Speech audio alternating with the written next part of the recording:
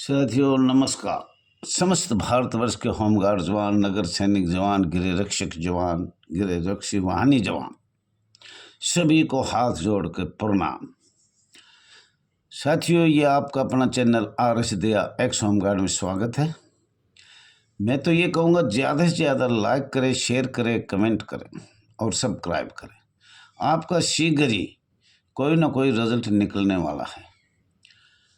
आज हम सबसे पहले आपको बताएंगे माननीय सुप्रीम कोर्ट और माननीय श्री संतोष एडवोकेट को वकील साहब जी हैं, जिन्होंने हमारे बारे में, संस्था के बारे में, जितने भी भारतवर्ष में होमगार्ड जवान हैं उनके बारे में, स्वयंसेवक के बारे में बहुत अच्छी आवाज़ उठाई और उसको हाथ जोड़ के मैं धन्यवाद करता हूँ श्री संतोष कुमार जी का, जो माननीय सुप्रीम कोर्ट और माननीय संतोष जी एडवोकेट इस संस्था की जो आवाज़ उठा रहा है उसको बार बार आभार व्यक्त करता है, धन्यवाद देती है। All India home guard welfare association registered number 34,987।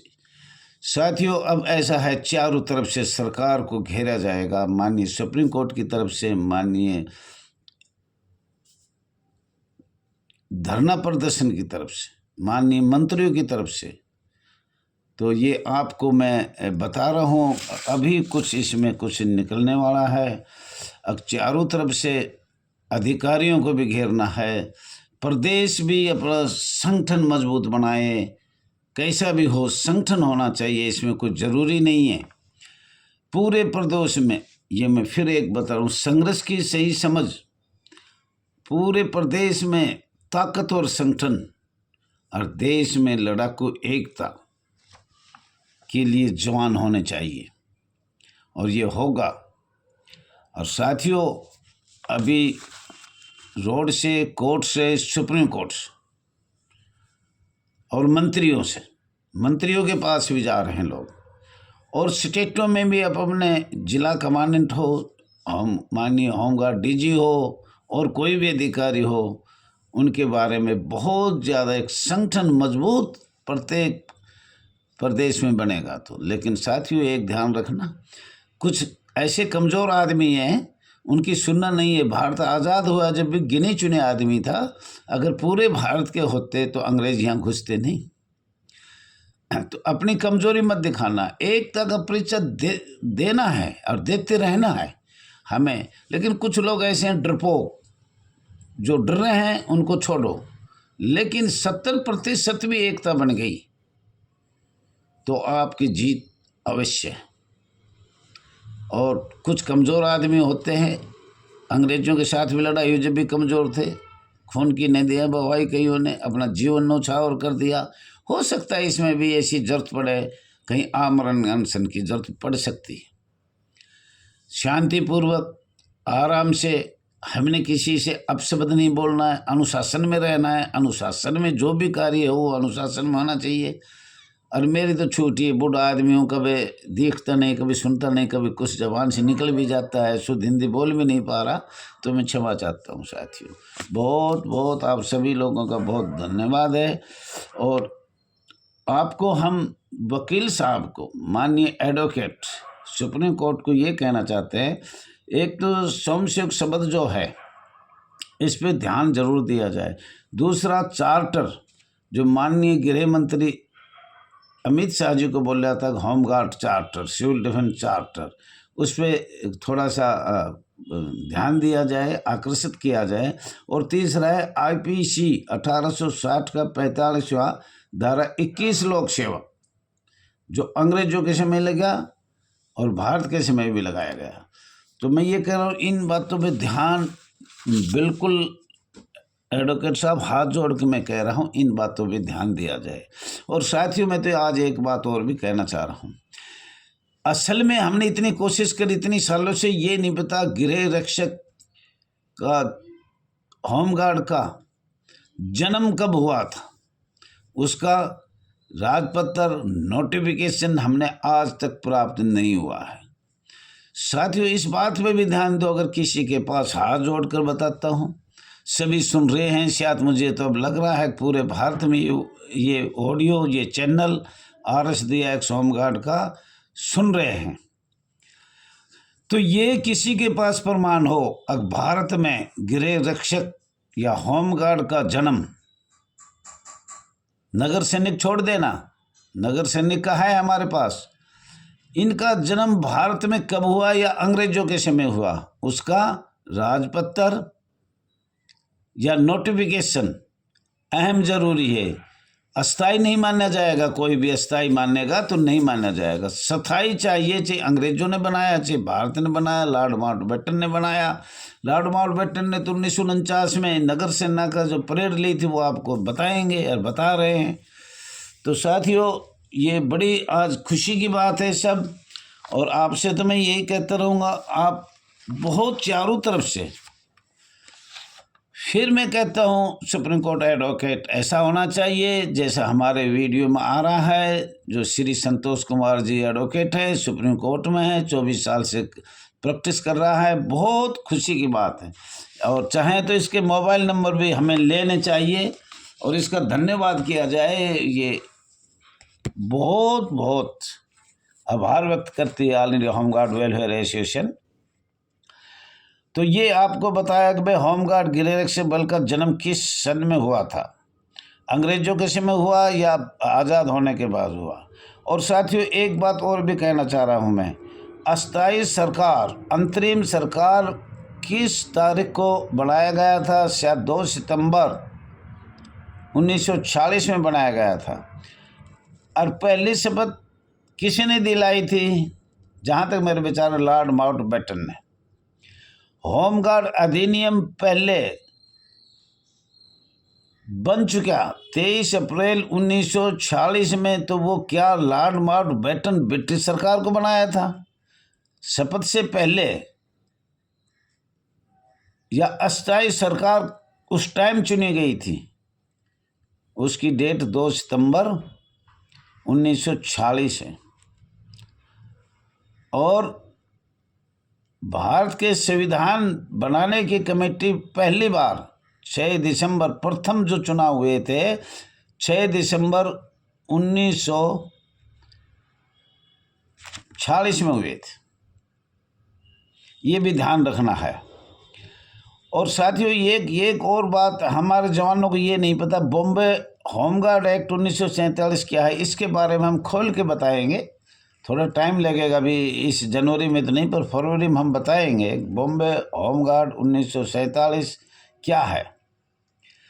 अवैतनिक होमगार्ड वैतनिक अधिकारी किस कानून से, किस प्रावधान से, कौन सा नोटिफिकेशन है अंग्रेजों ने ये काला कानून बनाया जो हम समझ नहीं पा रहे हैं? 1965 में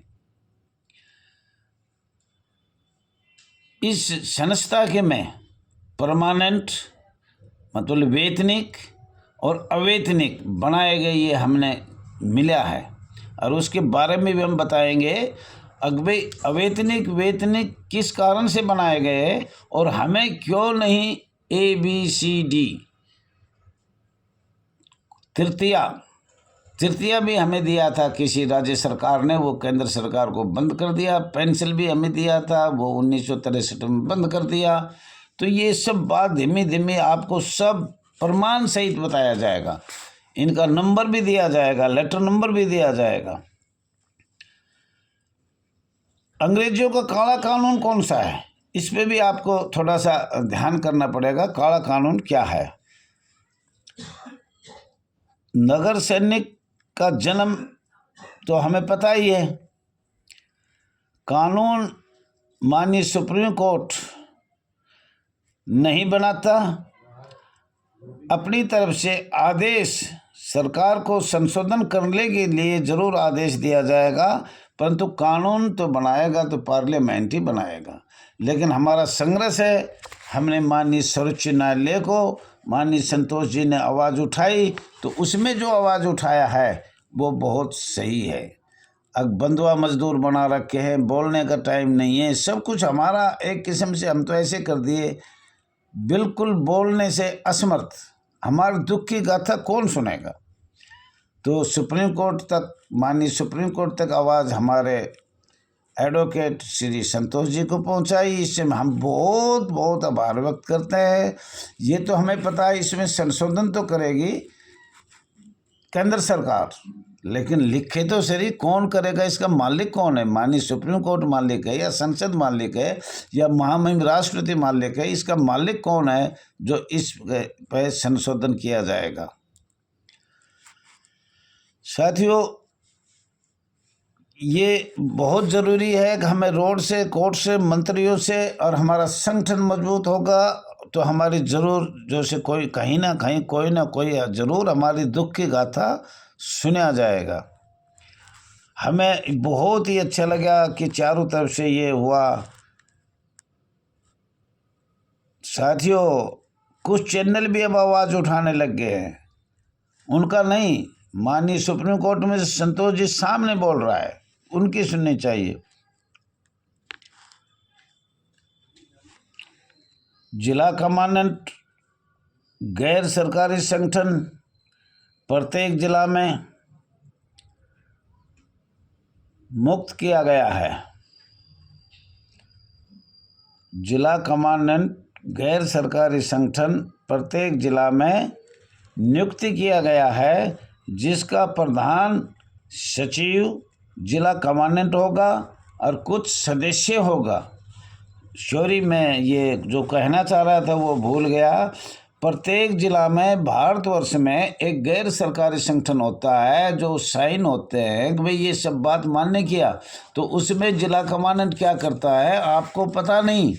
उसमें कुछ ऐसे महिला जवानों को, ऐसे होमगार्ड जवानों को बहका कर, झूठ बोल कर रखा जाता है। अब वो हमारी हम में हम मिलाए, और वो उसका प्रधान होता है, जिला कमांडेंट सचिव होता है, प्रधान होता है, तो वो अपना खाना पूर्ति पूरा कर लेता है। माननीय सीटीआई मुख्यालय समस्त भारतवर्ष के केंद्र सरकार कुल आर्थिक सहायता कितना दिया जाता है, और माननीय गृह रक्षक, होमगार्ड, नगर सैनिक, स्वयंसेवक को आर्थिक सहायता कितना दिया जाता है, ये जरूर से जरूर अलग दिया जाए, बताया जाए। अब होमगार्ड संस्था में आर्थिक सहायता कितनी और कब दिया गया था, किस प्रत्येक वार्षिक बजट में ये लिखा जाए। अब सीटीआई को, माननीय सीटीआई को बजट कितना दिया, माननीय होमगार्ड डीजी को बजट कितना दिया, इनका अलग अलग हमें आज तक कोई सूचना नहीं दी, जबकि हमने बार बार ये पूछा है साथियों। और आप सभी को बहुत बहुत धन्यवाद है, माननीय सुप्रीम कोर्ट से, माननीय मंत्रियों से, माननीय संगठन से, एकता का परिचय से, और जंतर मंतर प्रदर्शन करने से जो भी हो रहा है वो बहुत अच्छा हो रहा है। ठीक है, चारों तरफ से सभी प्रदेश हाथ जोड़ के कहता हूँ, अब अपनी आवाज़ उठाने का कष्ट करें। बहुत दिनों से हम गुलाम हैं, परंपरा से हम गुलाम हैं, और आज तक हमारी कोई भी, न तो हमारे पास मानवाधिकार का अधिकार है, न मौलिक का अधिकार है, न अनुच्छेद हमें बोलने भी नहीं दिया जाता। कई बार तो जिला कमांडेंट डांट लगाता है, धमकाया जाता है कि आप क्या लीडर बनोगे, अगर लीडर बनो तो एमएलए एमपी की टिकट लो, हम करेंगे वो होगा। तो साथियों, ज़्यादा न कहते हुए जय हिंद, जय भारत। आप वीडियो देखते रहो और एकता का परिचय देते रहो। इसमें कोई नेता नहीं है, दहिया जी ने भी पद छोड़ने वाला है, हम सब भाई एक होकर लड़ेंगे।